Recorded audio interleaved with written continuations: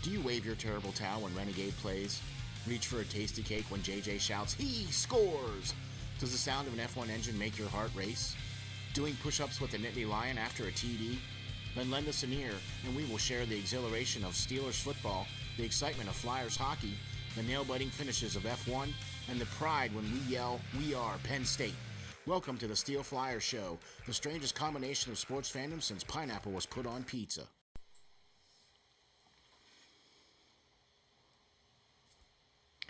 Ladies and gentlemen, welcome to the SteelFlyers Podcast with your hosts, SteelFlyers.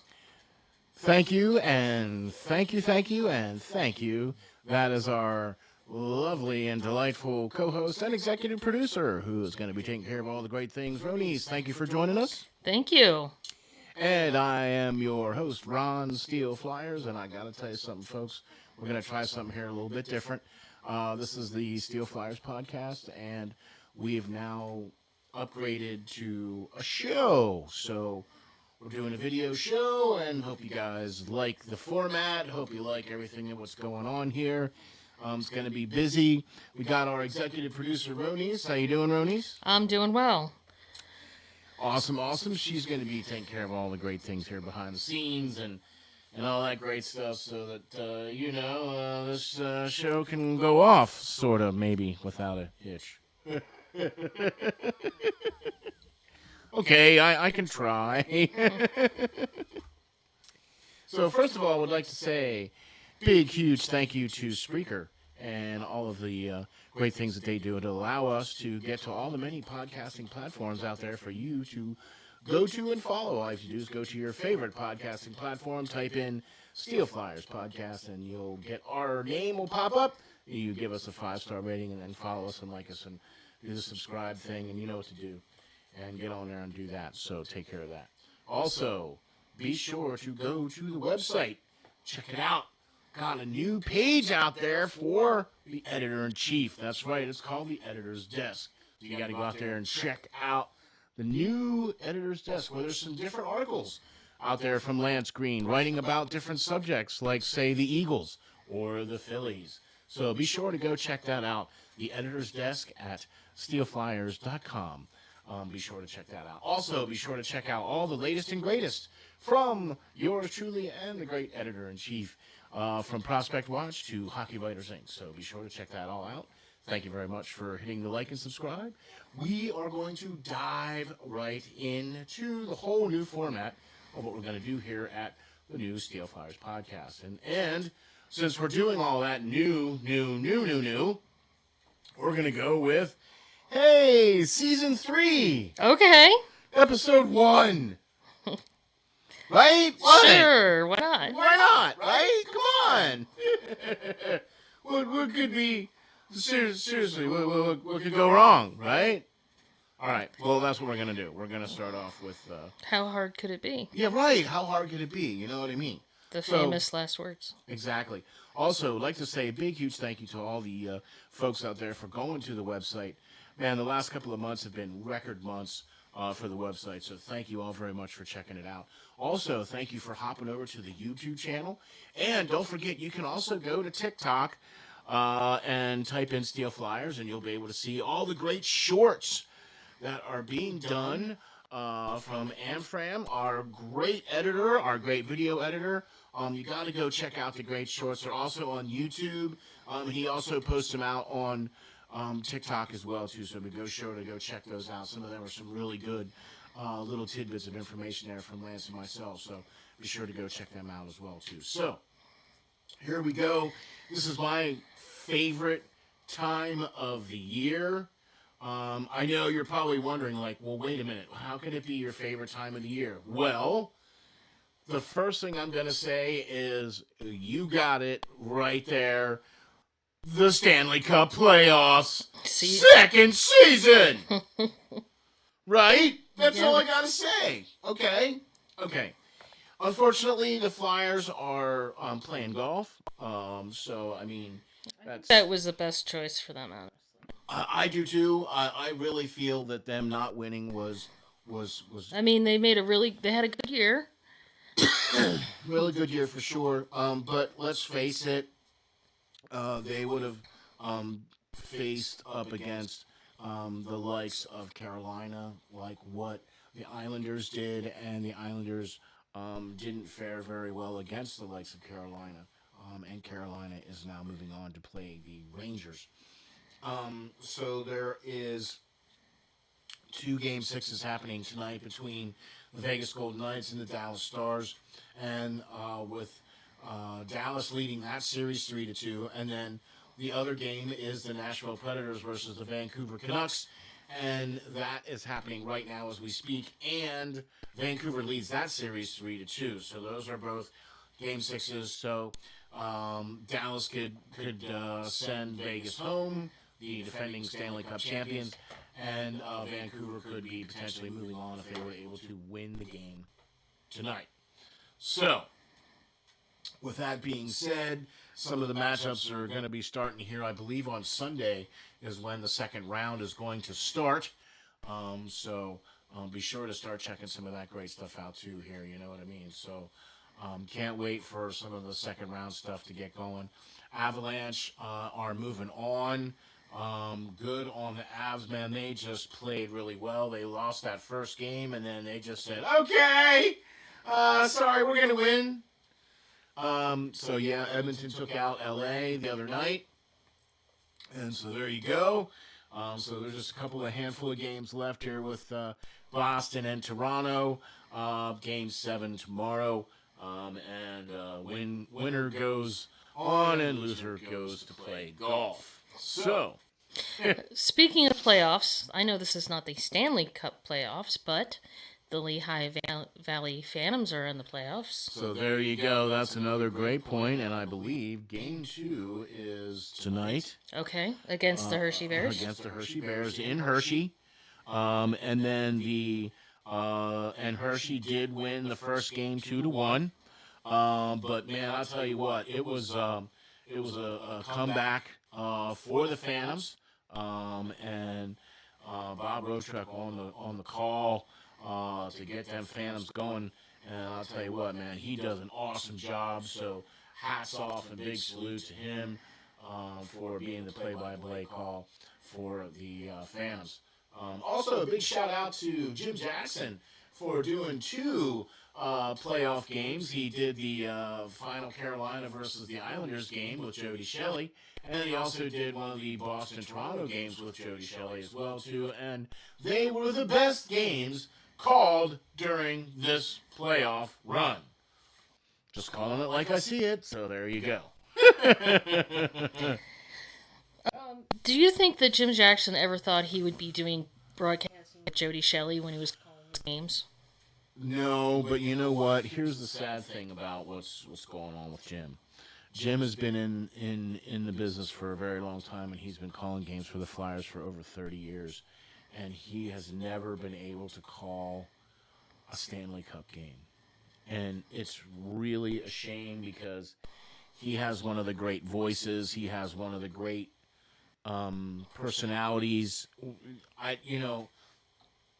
Flyers aside, I just think he's one of the best announcers, period. Yeah, I agree. You know what I mean? The ones that I don't feel like he insults my intelligence. He's articulate. He knows the players' names. He knows their backstory.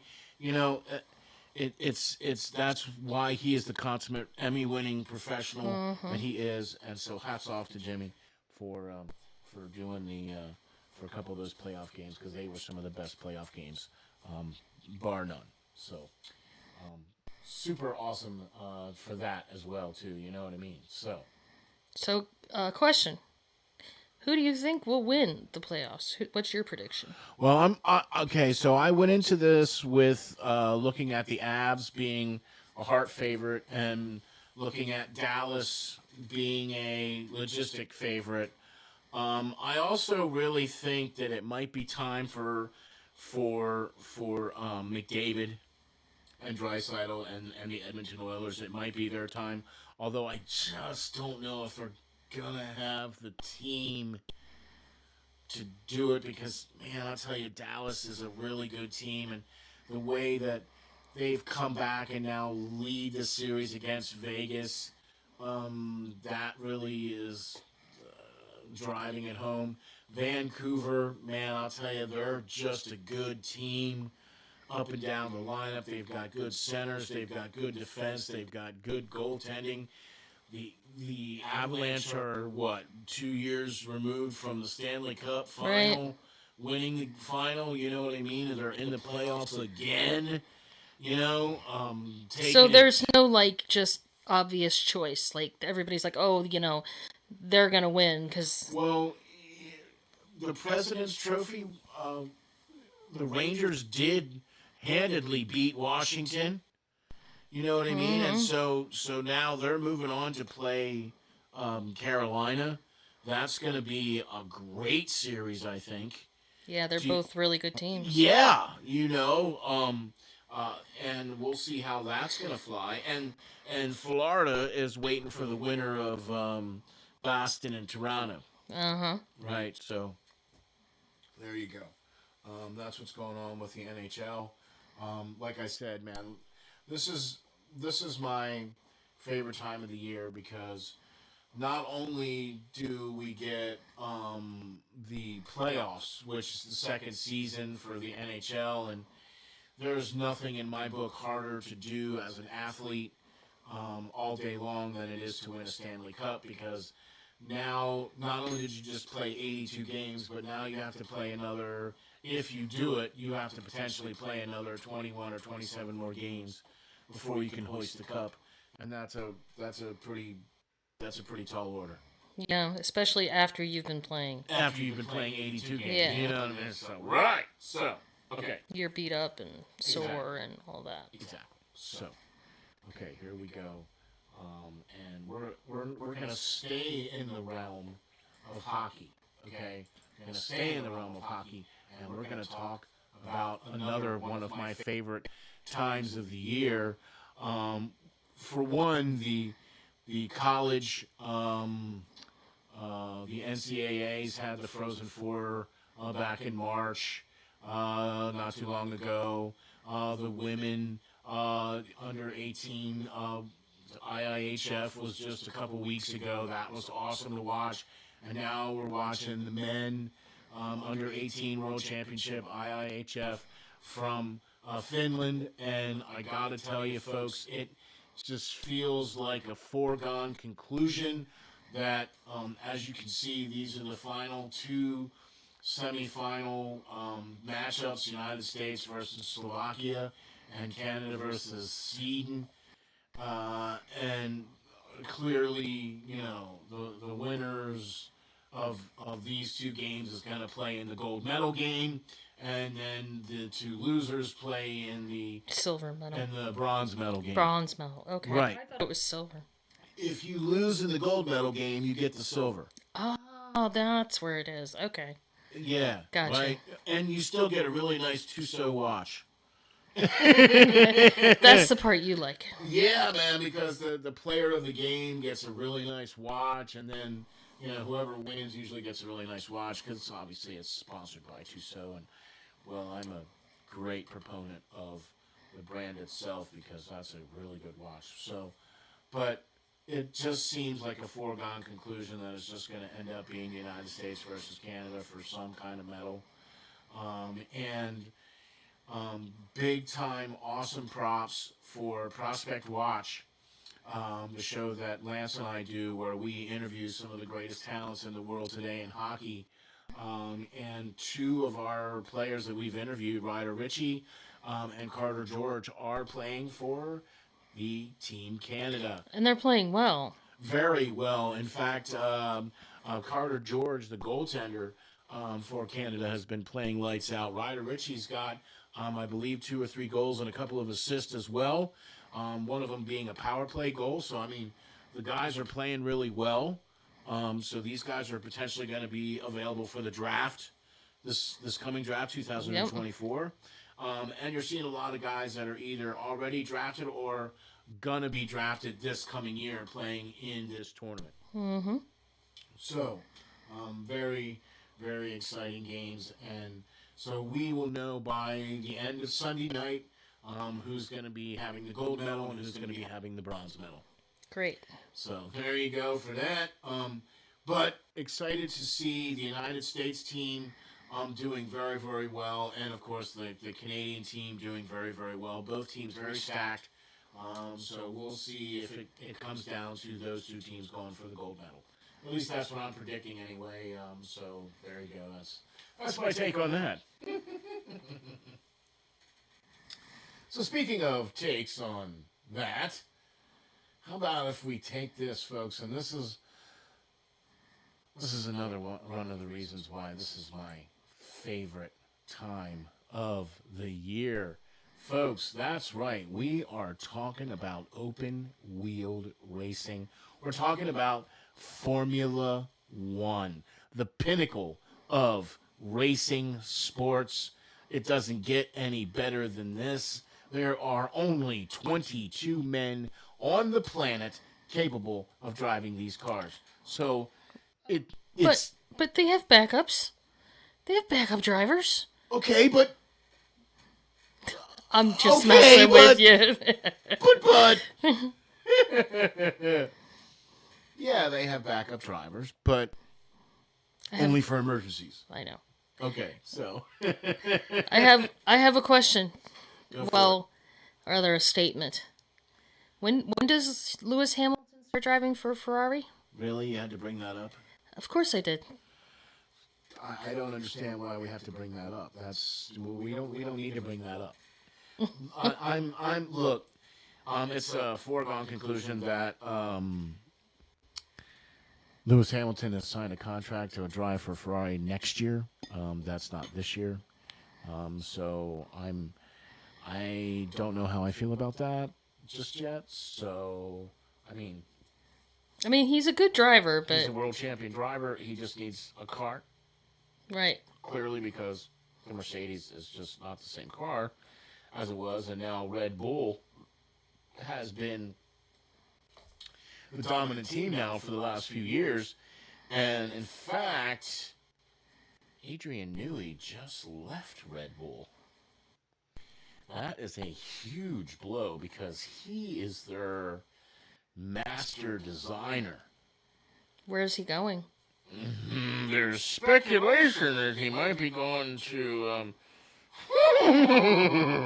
No. Yeah. Oh, that would be awesome. That would be awesome. He can't do anything this year, I don't think. Okay. So. They have to wait a year or two. No, just till the end of this year. So we'll see. Adrian Newey is out at Red Bull, even though Verstappen has got pretty much a stranglehold on the Drivers' Championship. And already this year. Yeah, and with the way that Perez has been driving for the Red Bull team, slotting in at that number 2 spot where Red Bull's got 3 1-2 finishes already this year. We're already in round 6. So they've got a stranglehold as well on the constructors.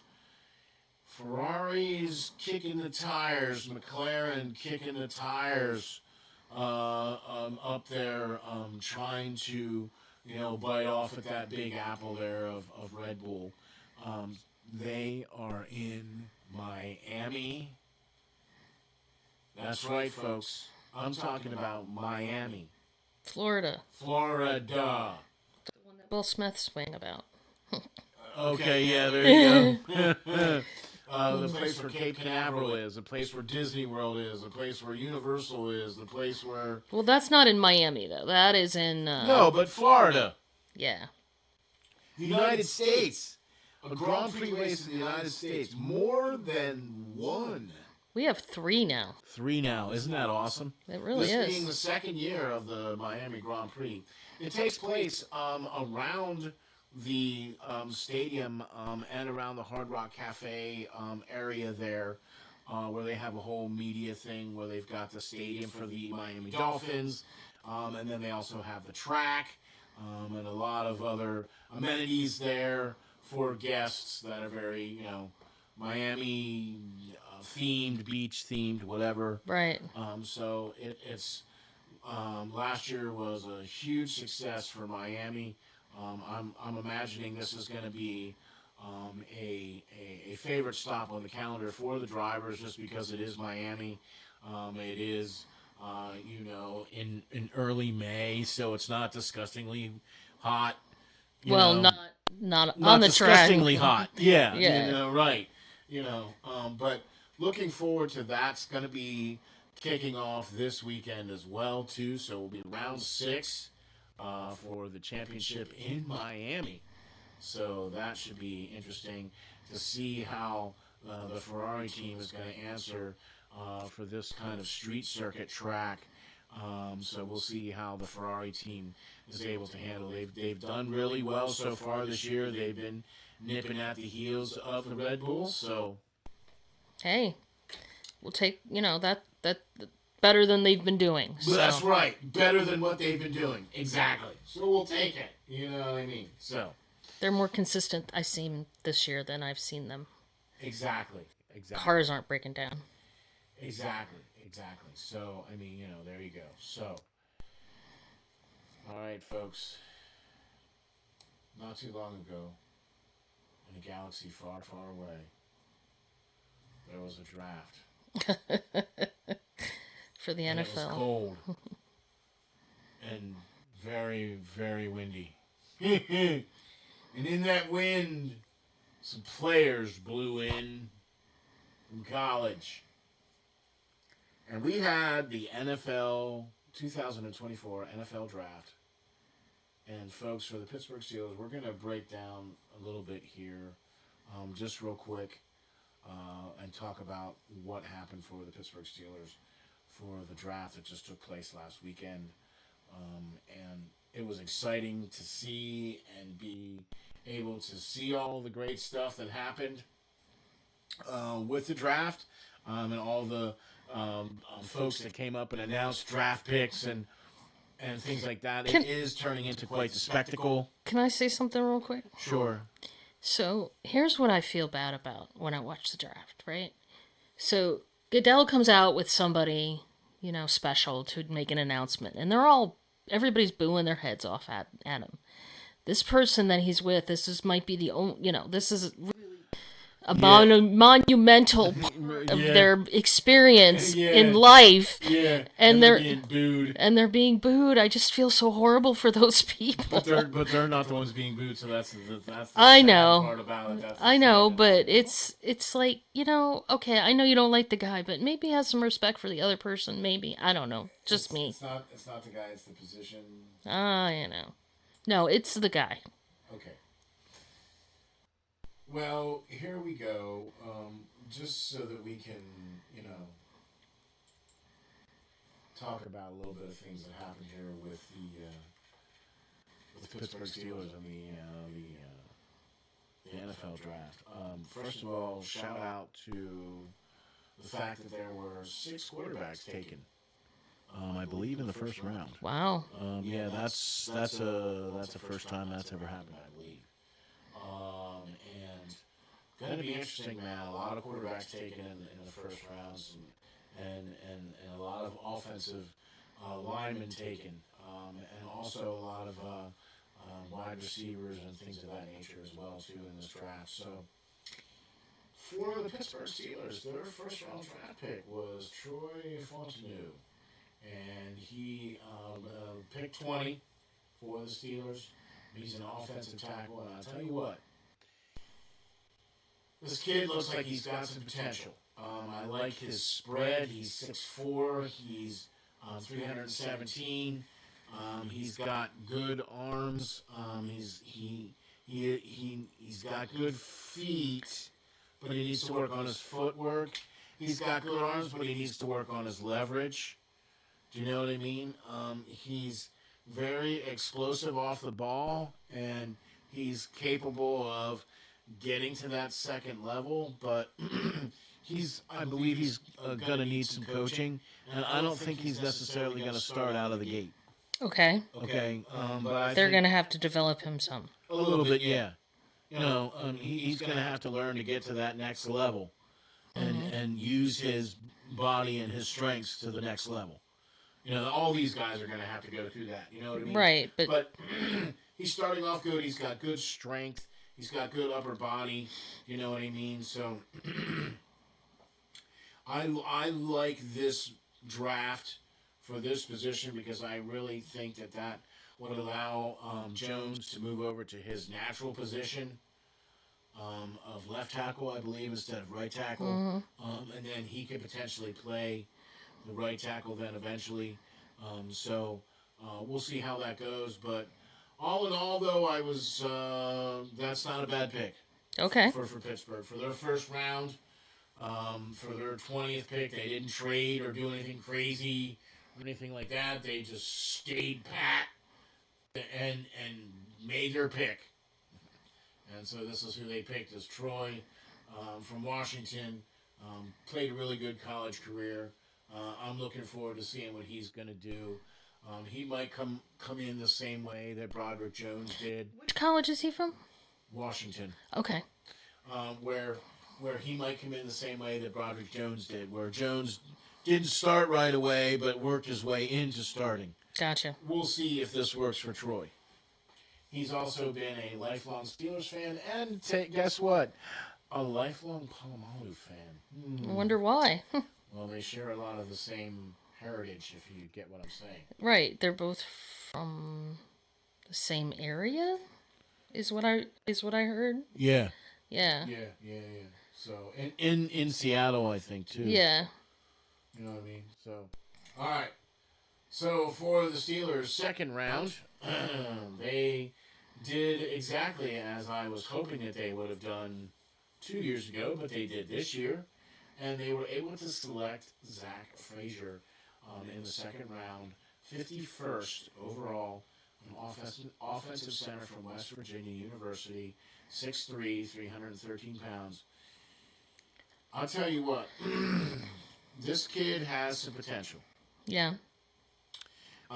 His ratings and his numbers have him being a potential plus starter within 2 years. Wow, that's quick. So yeah, that is pretty quick.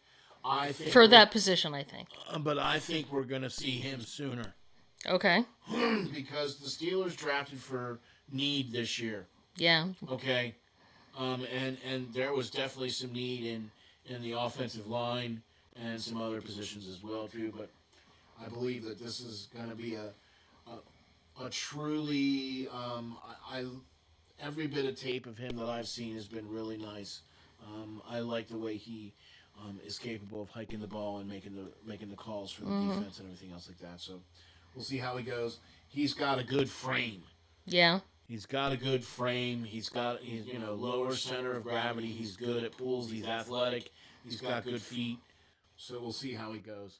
See how he does. And we got a center, a true center, not one that's been converted, that was a guard, that's now playing center. No, this guy's played center all the way through college. So very excited for that as well. And then the last one that I want to talk about for the Steelers is round 3. They picked up Roman Wilson, a national champion for the Michigan Wolverines. He was 84th overall, 5'11", 185 pounds, wide receiver from Michigan. This guy was all Big Ten this past year. Okay. He's one of those surprising guys that has that explosive speed, but you need to get him there. Can he be more than just a one-trick pony? Right. That's all he basically did at Michigan was the deep crossing routes and the goes and the fades and more of the immediate to the long threat. Right. Is what he did for Michigan over the last 2 seasons for them. So all in all, 5'11". It is a little shorter, but Hey, welcome to the kick returner position. At least he'll get on the field as a special teamer. You think that's what they'll do with him? He projects out to be a starter in 2 years. Okay. Okay. But we'll have to see. Yeah. Not everybody can be AB. Right. AB was 5'11" or 5'10" and 180 pounds or 190 pounds or whatever. But that dude just knew how to run routes. this guy here has issues with running routes and things of that nature, so he needs coached up, and he needs to see how he's going to develop, and then we'll talk. You know what I mean? Otherwise, the Steelers drafted, as we said, for need. They were able to pick up some other players. Peyton Willis, Logan Lee was another one that they were able to get. Ryan Watts is another one. What are their positions? We've got some defensive end, a linebacker who looks like kind of the same type of. We'll see how he goes, linebacker, in Peyton Wilson. So, yeah, we've got a lot of Wilsons on the team now, you know. Yeah, it's going to be a little confusing. It's going to be a little confusing, especially with Russell Wilson right. as the quarterback. So, we'll see how that goes. And they're both on the offense, correct? Yeah. And they're both on the offense, you know what I mean? So, going to be interesting to see how that all is going to go here. So, I'll tell you what, folks, I really hope that you guys like the new format here, and really appreciate you guys tuning in. Ronies, thank you for all the great information and great helping us get us roll here on this. All right. Sounds good. You know what I mean? So thank you all very much for tuning in. Really appreciate you hitting the like and subscribe. Please let us know what you think of this format and what you all think of how the SteelFlyers show is going in this direction as far as the design and everything else we got going on here too. So thank you all very much for checking us out and for tuning in, and we will catch you all on the next episode of the SteelFlyers Podcast. Just remember, folks, stay safe, stay strong, and hang tough.